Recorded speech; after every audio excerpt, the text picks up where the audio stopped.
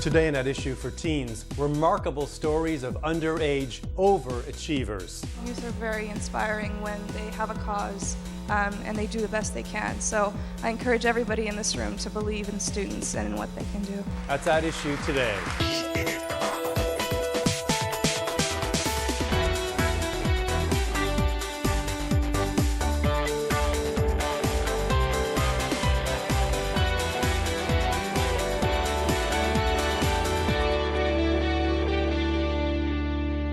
Welcome to At Issue for Teens. I'm Kevin O'Keefe.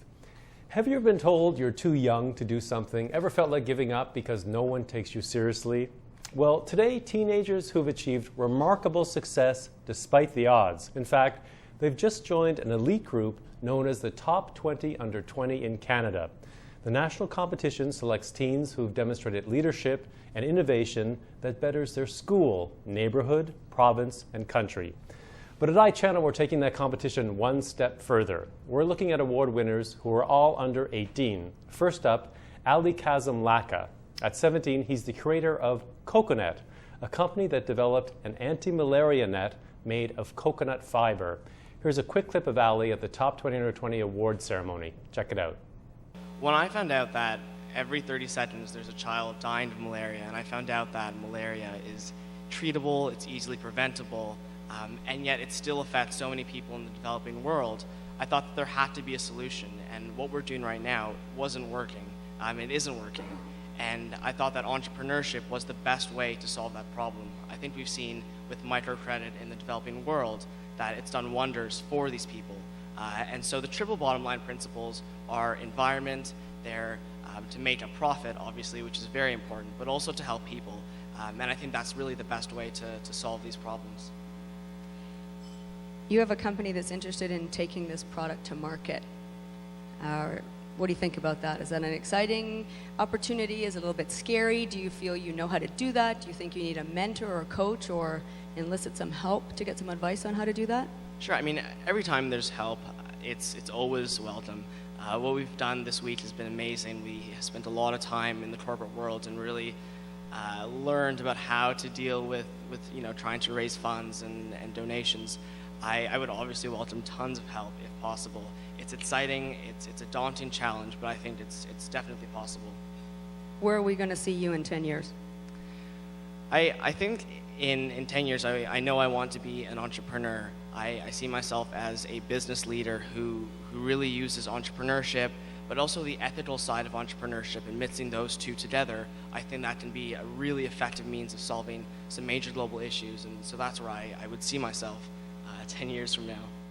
And joining me in the studio is Aly Kassim-Lakha. Welcome to the show, Aly. Thank you. You mentioned in that clip that we just shown the triple bottom line in business. What exactly is that? What does that mean? Sure. So conventionally, companies tend to have very singular motives, and they tend to be very profit-oriented. Of course, yeah. For us, what we tried to do with Coconet is have multiple objectives, and those were our triple bottom line principles.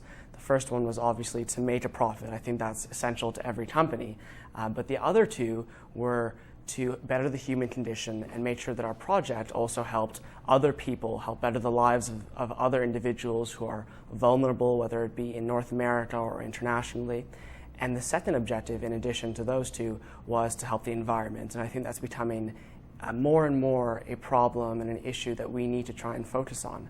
And so our triple bottom line principles involved profit, the environment, and bettering the human condition. What about people who say you can't make a profit if you're concerned about the environment and the human condition? You know, I think that's very often said, and I think it's a misconception. Really? I don't see a reason why you can't make a profit and do well in terms of monetary success, but also do well in terms of how you help other people, being socially responsible, environmentally responsible, I think are all objectives that have the capacity to be fulfilled in daily business activities. Why is it something that's important to you? Why do you care? For a number of reasons. I think that just looking at what's happened recently, if you look at recent examples at BP or, Absolutely, or yeah. Enron. You don't have to go far to see examples of don't. businesses not caring about those principles. And I think that just in general, there's a lack of accountability on the parts of these corporations. And so I think it's important as a young entrepreneur going forward to keep the values, ethical values in mind when I and other people are creating projects just to make sure that all the different facets of helping other people and being environmentally sustainable are kept at the forefront of each endeavor. I guess you can argue as well that that's bad for business, because if you look at, say, BP, for example, I don't know, like, how many people are going to be crazy about investing in them in the future, given what's happened to them? I mean, again, it's also important for companies to care about how they're perceived in the general public, and if they are part of disasters, natural disasters like the oil spill, it's definitely not good for them. But I think in general, even if there wasn't that incentive to do well, it's a responsibility of each corporation to do well, to be able to be accountable to the public and whatnot. So, speaking of motivation, malaria, why is that something that you decided to focus on? Sure. So when I found out that every 30 seconds a child dies of malaria, that it's one of the leading causes of child mortality, that 500 million people are affected by malaria every year, but it's easily preventable, it's easily treatable, I just couldn't see how that could be, especially because there's such a high malaria incidence rate in the developing world. But in North America, malaria is pretty much eradicated. I saw such a dichotomy that I wanted to find something that could try and fix it. And that's really what led us to the Coconet. And what's wrong with, I guess, the conventional approach? Because from what I understand, people just use nets in a lot of the developing world over their bed, and it just protects them from mosquitoes that come in at night. So what's wrong with that? I think there are two issues with conventional mosquito nets. The first is what they're made out of. So conventional mosquito nets are made out of polyester, which is synthetic. It has a huge carbon footprint. And what we want to do with the Coconet is create something that doesn't have those same issues. The Coconet is environmentally sustainable, and it's a lot more breathable of fiber. So why is breathable important? So it's with conventional mosquito nets, when a net is made out of polyester, it makes it very difficult to breathe under. So imagine a nighttime heat, a stifling nighttime heat. When you're stuck under a mosquito net, it becomes very difficult to breathe. There's no air circulation. And so conventionally what people do, users of the mosquito net, is lift the mosquito net up to try and get some air circulation underneath the net. And that renders the whole point of the mosquito net completely useless. So that's what we tried to fix. The second aspect that we looked at is the cost of conventional mosquito nets, because they are a bit expensive. And at $425, I mean, they're not really high price, but when you're trying to save 500 million lives, the smallest of decreases in price makes a difference. And so that's what we tried to do, to create a cheaper mosquito net.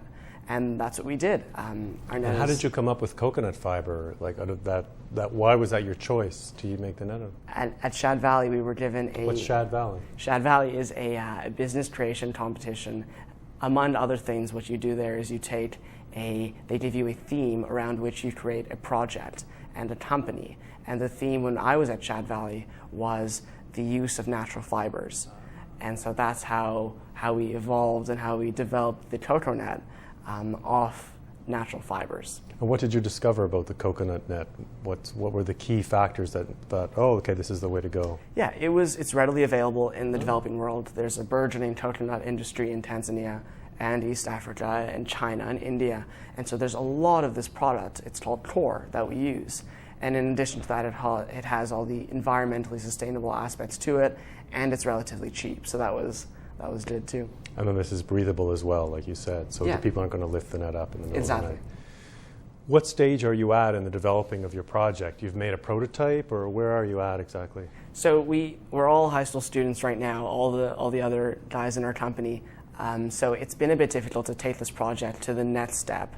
We did receive interest from an investor in the UK after we won the national competition at Shad Valley. So what's the national competition at Shad Valley? So all the different Shad Valley campuses, there are 10 of them across Canada, and students compete nationally to see who created the best business and who created the most viable project.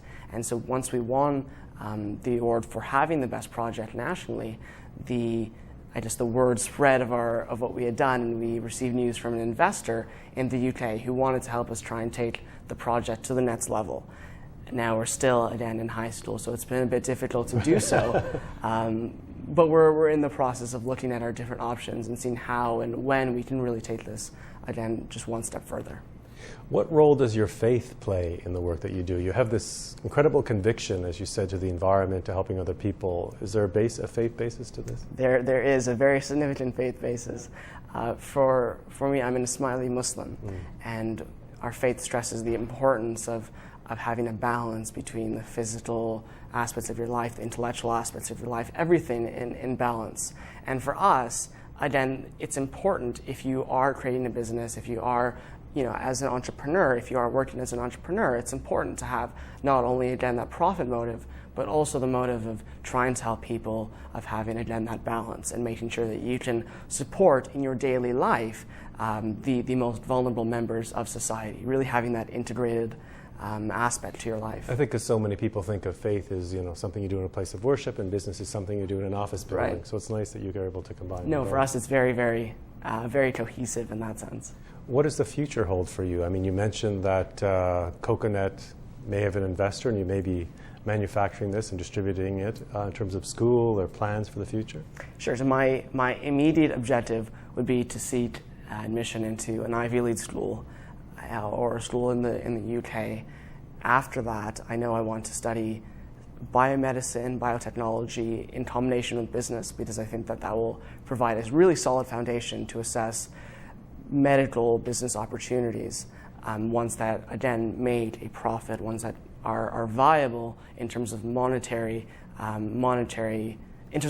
perspective, but one that also can help people. Again, you don't see the two as exclusive. Exactly.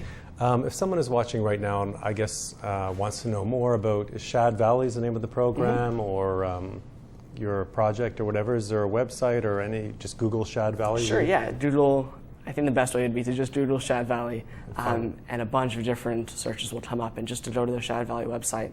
It's a great program. I would really recommend it to anyone who wants to try it and really have a different experience, a unique experience. Well, thank you very much for coming in, and good luck with your future plans. Thank you very much. Well, when we return, a teenager helps other teens living with life-threatening illnesses.